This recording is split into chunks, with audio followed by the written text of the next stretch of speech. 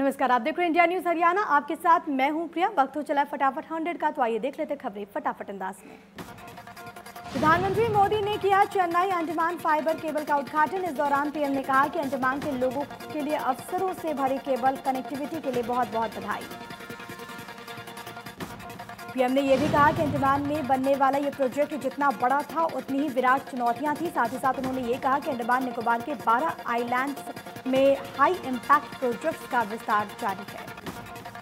इस दौरान पीएम ने कहा कि ग्रेट निकोबार में 10,000 करोड़ रुपए की लागत से ट्रांसशिपमेंट पोर्ट बनाया जाएगा। साथ ही साथ उन्होंने ये भी बताया कि पोर्ट इंफ्रास्ट्रक्चर के विकास में कई तरह की कानूनी अड़चनें थी। रक्षा मंत्री राजनाथ सिंह आज करेंगे आत्मनिर्भर भारत सप्ताह की शुरुआत। अभियान के तहत घरेलू रक्षा उद्योग को दिया जाएगा बढ़ावा। 101 रक्षा उपकरणों के आयात पर पहले ही लग चुका है बैन।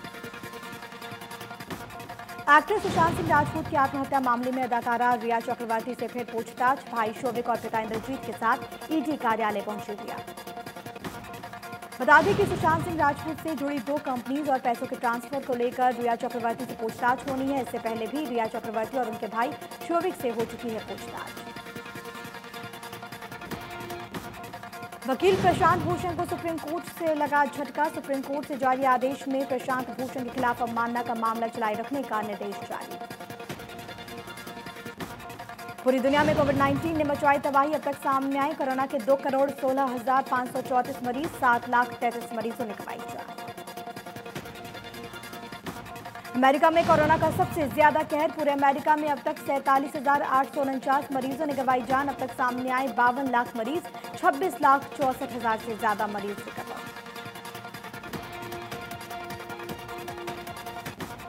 अमेरिका के बाद ब्राजील में कोरोना का तांडव। 30,35,582 मरीज आए सामने। 1,01,136 मरीजों ने गंवाई जान। अब तक 21,18,460 मरीज हुए ठीक।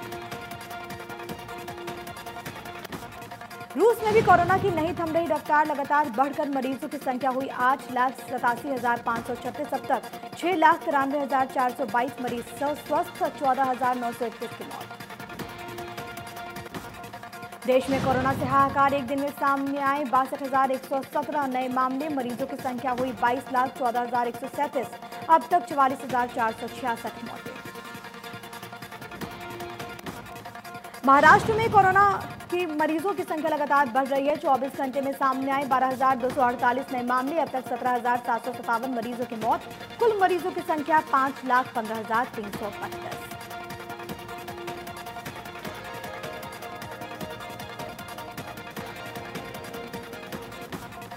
तमिलनाडु में भी कोरोना ने मचाया कोहराम। राज्य में लगातार बढ़कर संक्रमितों की संख्या हुई 2,96,901। अब तक 2,38,000 से ज्यादा मरीज रिकवर। 4,927 मरीजों ने गंवाई जान। दिल्ली में फिर बढ़ने लगी कोरोना संक्रमितों की संख्या। एक दिन में सामने आए 1,300 नए मामले। अब तक दिल्ली में कोरोना से गई 4,111 जानें। सामने आए 1,45,427 मरीज। हरियाणा में कोरोना की नहीं थम रही रफ्तार। 24 घंटे में सामने आए 792 नए मामले। प्रदेश में मरीजों का आंकड़ा हुआ 41,635। अब तक 34,781 मरीज हो चुके हैं रिकवर। भिवानी में एक बार फिर कोरोना संक्रमण के 10 नए मामले रिपोर्ट हुए। जिले में कुल मरीजों की संख्या हुई 864। अब तक 777 मरीज हुए स्वस्थ। कोरोना वायरस ने ली 8 मरीजों की जान। मुख्यमंत्री मनोहर लाल ने सांसद नायब सैनी से मुलाकात की थी, जिसके बाद मुख्यमंत्री का भी कोरोना टेस्ट कराया जाएगा। इसकी जानकारी मुख्यमंत्री के निजी सचिव ने दी।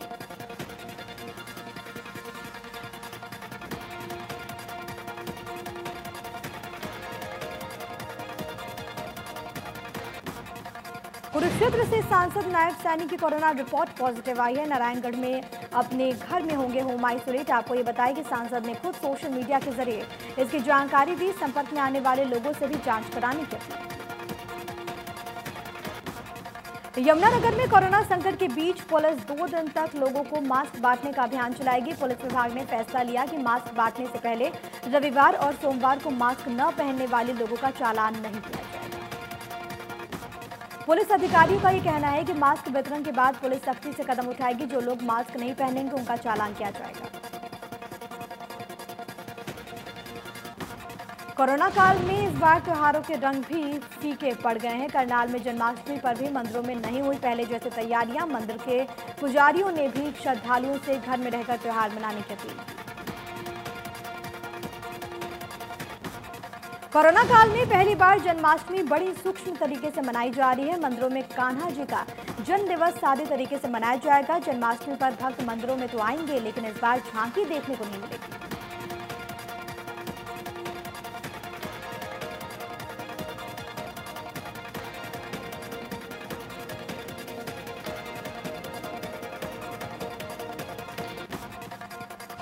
कुरुक्षेत्र पहुंचे उप मुख्यमंत्री दुष्यंत चौटाला ने कहा कि प्रदेश में रजिस्ट्री शुरू करने को लेकर प्रदेश सरकार जल्द ले सकती है फैसला। दुष्यंत चौटाला ने कहा कि सब कुछ ठीक रहा तो अगले हफ्ते से शुरू हो जाएंगी रजिस्ट्रीज।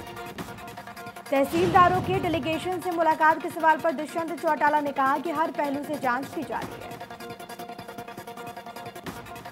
गोलाचिका पहुंचे मारा हरियाणा हरा भरा हरियाणा के संयोजक और पूर्व विधायक पवन सैनी ने नंदीशाला में पौधारोपण किया। इस दौरान उन्होंने बताया कि पूरे प्रदेश में बीजेपी प्रदेशाध्यक्ष ओम प्रकाश धनखड़ के कहने पर पौधारोपण अभियान चलाया जा रहा है। इस दौरान उन्होंने ये भी कहा कि पूर्व प्रधानमंत्री अटल बिहारी वाजपेयी की पुण्यतिथि तक पूरे प्रदेश में 5,11,000 पौधे लगाए जाएंगे। साथ ही साथ ये भी कहा कि राजनीतिक पार्टी को भी लगाने चाहिए पौधे। वहीं इस दौरान पवन सैनी कांग्रेस पर जमकर हमलावर नजर आए। सैनी ने कहा कि कांग्रेस की गलत नीतियों का खामियाजा भुगत रहे हैं पीटीआई टीचर्स। मुख्यमंत्री इस मुद्दे पर हैं संवेदनशील। कांग्रेसी विधायक नीरज शर्मा ने कहा कि जब 370 जैसे मसले हल हो सकते हैं तो 1983 पीटीआई के मामले को हल करना मुश्किल नहीं है। मामले में सरकार गंभीरता दिखाए सैकड़ों लोगों के रोजगार का सवाल है। बड़ौदा उपचुनाव पर बोलते हुए नीरज शर्मा ने यह भी कहा कि लोगों की भावनाओं के खिलाफ बीजेपी जेजेपी ने गठबंधन किया। कई मुद्दों पर जेजेपी अलग बयान दे रही है, बीजेपी अलग। सिर्फ आम जनता दुख झेल रही है। इनेलो नेता अभय चौटाला की शराब तस्करी को लेकर उठाए गए सवालों का गृह मंत्री अनिल विज ने जवाब दिया। कहा कि इन्हीं बातों को जानने के लिए और गहराई तक जाने के लिए विजिलेंस जांच कराई जा रही है। गंदगी भारत छोड़ो अभियान को लेकर विज ने कहा कि पहले भी प्रधानमंत्री ने स्वच्छता अभियान चलाने का संदेश दिया था। अब गंदगी भारत छोड़ो अभियान चलाने की बात कही। यह अभियान आंदोलन बनेगा, सभी इसमें सहयोग करेंगे।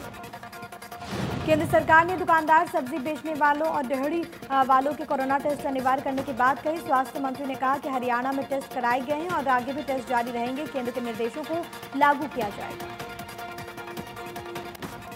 स्वतंत्रता सेनानी और महेंद्रगढ़ जिले के करीरा गांव के निवासी प्रभाती लाल को भारत छोड़ो आंदोलन की जयंती पर महामहिम राष्ट्रपति की ओर से उप मंडल अधिकारी रणवीर सिंह ने प्रभाती लाल के घर पहुंचकर सम्मानित किया।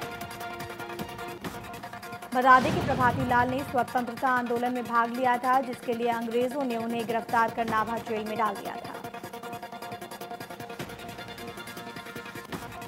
फरीदाबाद के गांव मचगर के स्वतंत्रता सेनानी 101 वर्षीय जगराम को बल्लभगढ़ की एसडीएम बेलिना राणा ने उनके घर जाकर सम्मानित किया। इस मौके पर स्वतंत्रता सेनानी के परिजनों के अलावा गांव के सरपंच रहे मौजूद। कोरोना महामारी की वजह से इस बार सरकार स्वतंत्रता सेनानियों को उनके घर पर जाकर सम्मानित कर रही है। 1940 में आजाद हिंद फौज में शामिल रहे स्वतंत्रता सेनानी जगराम ने 1944 में 2 साल की जेल काटी। गुरुग्राम के आईटीसी ग्रैंड होटल और बेस्ट वेस्टर्न रिजॉर्ट में ठहरे सचिन पायलट समर्थित विधायकों को अब दिल्ली के होटल में शिफ्ट कर दिया गया है, जिसके बाद पुलिस सुरक्षा भी होटल से हटा दी गई है।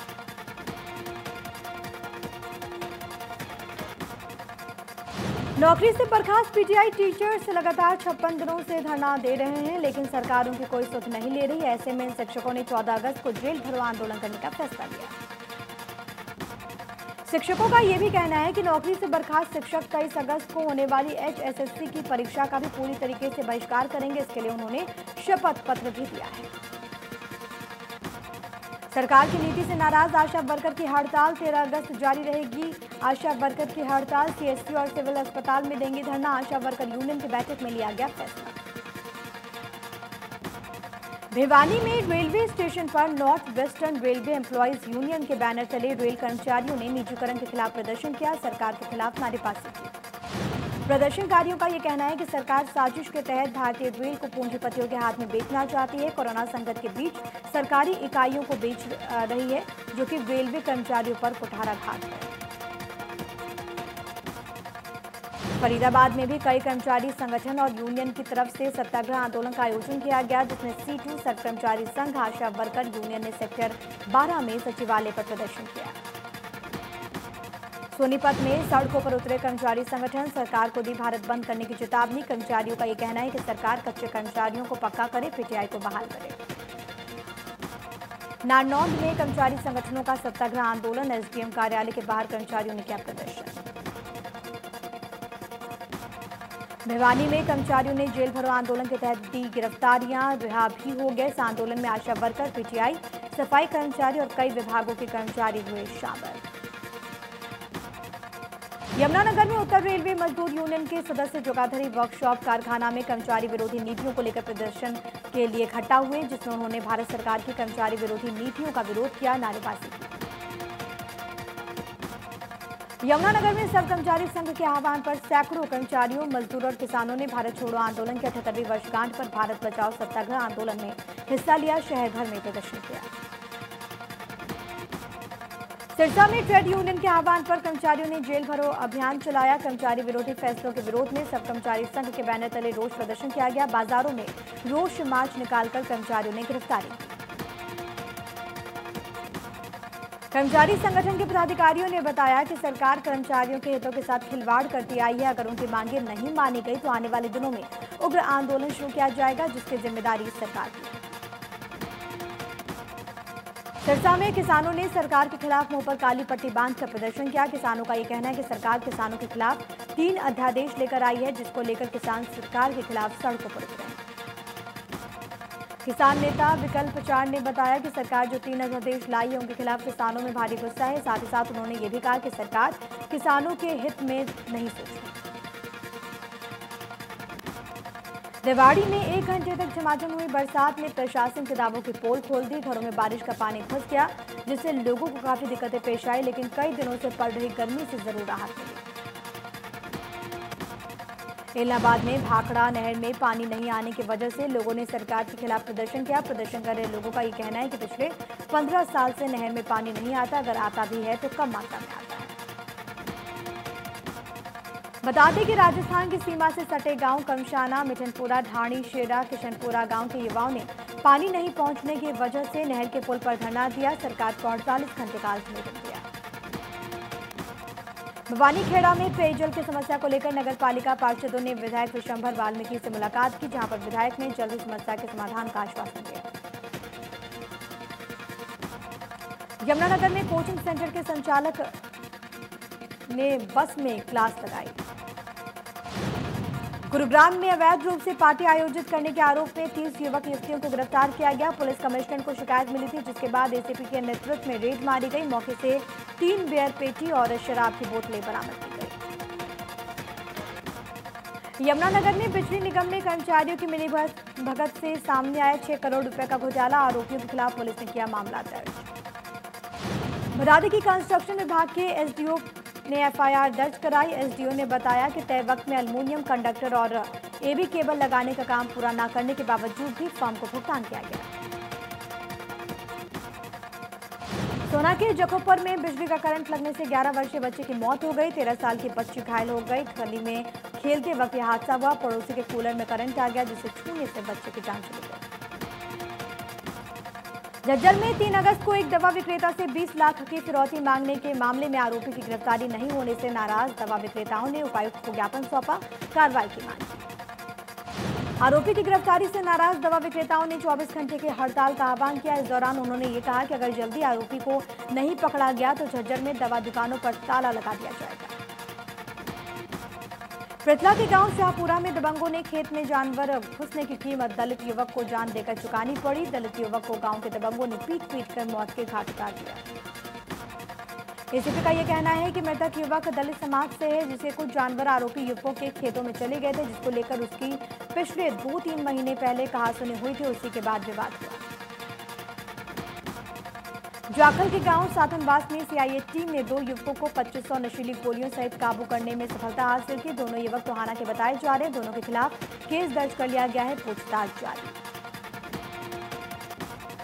फरीदाबाद में तेज आवाज में म्यूजिक सिस्टम चलाने से रोकने की कीमत एक युवक को अपनी जान देकर चुकानी पड़ी। नाराज पड़ोसी ने युवक को गोली मार दी, जिससे उसकी मौत हो गई। जब पुलिस आरोपी को गिरफ्तार करने पहुंची तो उसने पुलिस पर फायरिंग कर दी और भागने की कोशिश की, लेकिन पुलिस ने उसे गिरफ्तार कर लिया। आरोपी के खिलाफ फरीदाबाद के कई थानों में दर्जनों मामले दर्ज हैं। यमुनानगर के रादौर के गांव सडूरा के रहने वाले जवान ने सीएम विंडो पर शिकायत की कि जब वो ड्यूटी पर था तब तो उसके ससुराल वालों ने पत्नी की हत्या कर दी, उसे पत्नी की अस्थियां तक नहीं दी गई।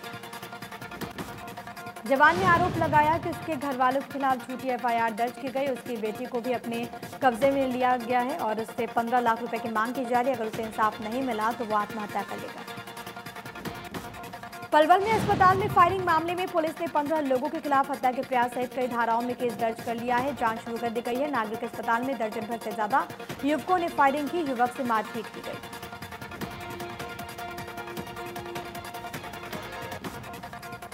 फतेहाबाद में व्यापारी से 10 लाख की फिरौती मांगने के मामले में पुलिस ने कुश्ती कोच को गिरफ्तार किया। कोच व्यापारी के पड़ोस में ही रहता था।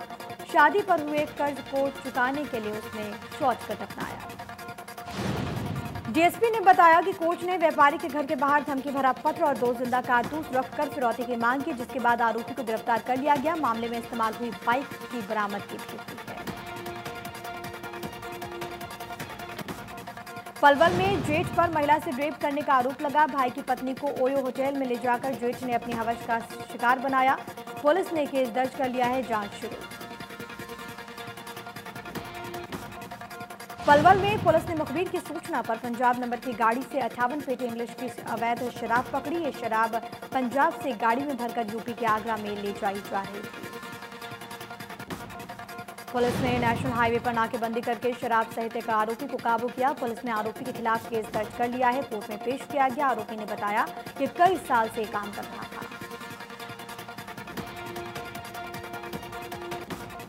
रोहतक में पुरानी शुगर मिल के पास झाड़ियों में एक महिला का अर्धनग्न शव मिलने से हड़कंप मच गया। शव करीब 10 दिन पुराना बताया जा रहा है। शव मिलने की सूचना मिलने के बाद पुलिस और एफएसएल की टीम मौके पर पहुंची। शव को रोहतक भिजवाई पोस्टमार्टम के लिए भेज दिया गया। मामले में पुलिस का ये कहना है कि शव काफी पुराना है। पोस्टमार्टम के बाद ही मौत की वजह का खुलासा हो पाएगा। फिलहाल अभी तक शव की पहचान नहीं हो पाई है। महम में नेशनल हाईवे 9 पर एक शव मिलने से सनसनी फैल गई। जानकारी के अनुसार बाईपास पर युवक का शव मिला, जिसकी पहचान हिसार के 7 रोड गांव संजय सिंह के तौर पर की गई। शव मिलने की सूचना मिलने के बाद पुलिस मौके पर पहुंची। पुलिस ने शव को पोस्टमार्टम के लिए भेजा। पुलिस का ये कहना है कि शव पर चोट के निशान है, इसलिए हत्या किए जाने का भी शक है। कैथल की जनकपुरी कॉलोनी में मामूली कहासुनी की वजह से महिला की हत्या का मामला आया सामने। जानकारी के अनुसार महिला की हत्या किसी नुकीली चीज से फार करके की गई है। मृतक महिला की बेटी ने घर के सामने मैकेनिक का काम करने वाले युवक पर हत्या का आरोप लगाया। पीड़िता की बेटी ने बताया कि उसके परिवार का आरोपी से गाड़ी को लेकर दोनों के बीच विवाद हुआ था। रेवाड़ी के भाड़ावास गांव में एक महिला के साथ मारपीट का मामला सामने आया। महिला का यह आरोप है कि फर्श पर पानी गिर जाने के बाद उसके ससुर ने उसके साथ लात घूंसों और लकड़ी के बैट से मारपीट की। पीड़िता का यह भी कहना है कि मारपीट के वजह से उसका गर्भपात हो गया। वहीं पुलिस ने महिला की शिकायत पर आरोपी ससुर के खिलाफ मुकदमा दर्ज कर लिया है, जांच शुरू। करनाल के मुगल कनाल इलाके में कार का शीशा तोड़कर 40,000 रुपए की चोरी की वारदात को अंजाम दिया गया। चोर रुपयों के साथ साथ कार में रखी 2 महंगी गाड़ियां भी ले भागे। करनाल में आए दिन कार के शीशे तोड़कर चोरी के मामले सामने आ रहे हैं, लेकिन पुलिस अभी तक चोरी के वारदातों पर लगाम नहीं लगा पाई है। फरीदाबाद में एनएचपीसी चौक पर मौजूद जीवा आयुर्वेद नाम की कंपनी में भीषण आग लग गई। आग लगने से कंपनी में रखा लाखों का माल जलकर राख हो गया। बताया जा रहा है कि कंपनी में आग शॉर्ट सर्किट की वजह से लगी। आग लगने की खबर मिलने के बाद दमकल विभाग की टीम मौके पर पहुंची। आग पर पाया गया काबू। दिशा पटानी और टाइगर श्रॉफ का एक डांस वीडियो इन दिनों सोशल मीडिया पर काफी तेजी के साथ वायरल हो रहा है। वीडियो में दोनों स्टार अपने पहले एल्बम बेफिक्रा सॉन्ग पर डांस करते हुए नजर आ रहे हैं। वैसे तो यह वीडियो पुराना है, लेकिन सोशल मीडिया पर एक बार फिर से वायरल है। फिल्म मेकर राम गोपाल वर्मा ने हाल ही में एक वीडियो शेयर की है, जिसमें वो बॉडी बिल्डिंग करते हुए नजर आ रहे हैं। राम गोपाल वर्मा ने एक आर्टिकल शेयर किया, जिसमें दावा किया गया कि वो तेज बुखार से पीड़ित हैं। उन्होंने ट्विटर पर लिखा कि मेरे खिलाफ कुछ मीडिया आउटलेट्स में सामने आई अफवाहों की वजह से मैं आपको ये बताना चाहता हूँ कि मैं पूरी तरीके से फिट हूं। शाहरुख खान और दीपिका की फिल्म चेन्नई एक्सप्रेस को रिलीज हुए 7 साल पूरे हो चुके हैं। एक्ट्रेस दीपिका पादुकोण ने चेन्नई एक्सप्रेस की कुछ बीटीएस फोटो फैंस के साथ इंस्टाग्राम पर साझा की। उन तस्वीरों को शेयर करते हुए दीपिका ने कैप्शन में लिखा, कभी ना भूलने वाला चेन्नई एक्सप्रेस के 7 साल। और वशी रौतेला का एक फोटो ने सोशल मीडिया पर धूम मचा दी है। सिर्फ इतना ही नहीं, इस फोटो को सोशल मीडिया पर बहुत ज़्यादा प्यार मिल रहा है। इसका आप अंदाज़ा इस बात से लगा सकते हैं कि इस फोटो को शेयर करते हैं 5,35,000 से ज़्यादा लाइक्स मिल गए। आमिर खान ने अपनी आने वाली फिल्म लाल सिंह चड्ढा की शूटिंग टर्की में शुरू कर दी है। भारत में कोरोना वायरस महामारी फैलने से पहले इसकी शूटिंग यहाँ हो रही थी, लेकिन फिलहाल इसकी शूटिंग टर्की में हो रही है। संदीपा घर का एक डांस वीडियो सोशल मीडिया पर खूब सुर्खियां बटोर रहा है। संदीपा इस वीडियो में कोरियोग्राफर मेलविन लुइस के साथ डांस करते हुए नजर आ रही हैं। एक्टर राणा दग्गुबाती और मेनका बजाज ने शनिवार को हैदराबाद के राम नायडू स्टूडियो में शादी कर ली। एक्टर रामचरण तेजा ने अपने इंस्टाग्राम अकाउंट पर शादी की कुछ फोटो शेयर की है। राणा और मेनका की फोटो सोशल मीडिया पर वायरल हुई। प्रिया प्रकाश वारियर अपने आंख के इशारे वाले एक वीडियो से जमकर धूम मचा चुकी हैं। प्रिया प्रकाश ने अपने इंस्टाग्राम पर एक और वीडियो शेयर किया। वीडियो में प्रिया पार्लर में बैठी अपनी आंखों का जादू चलाती हुई नजर आती है। एक्टर बॉबी देओल की अपकमिंग फिल्म क्लास ऑफ 83 का ट्रेलर शुक्रवार को रिलीज हो गया है। फिल्म का ट्रेलर सलमान खान को काफी पसंद आया। सलमान ने अपने दोस्त बॉबी को नए प्रोजेक्ट के लिए बेस्ट विशेस दी हैं। Big boss 13 fame Paras Chhabra और माहिरा शर्मा का एक नया म्यूजिक वीडियो कल रिलीज होने वाला है। इस गाने का नाम ड्रिंक है। गाने का फर्स्ट लुक पारस ने अपने इंस्टाग्राम अकाउंट पर शेयर किया।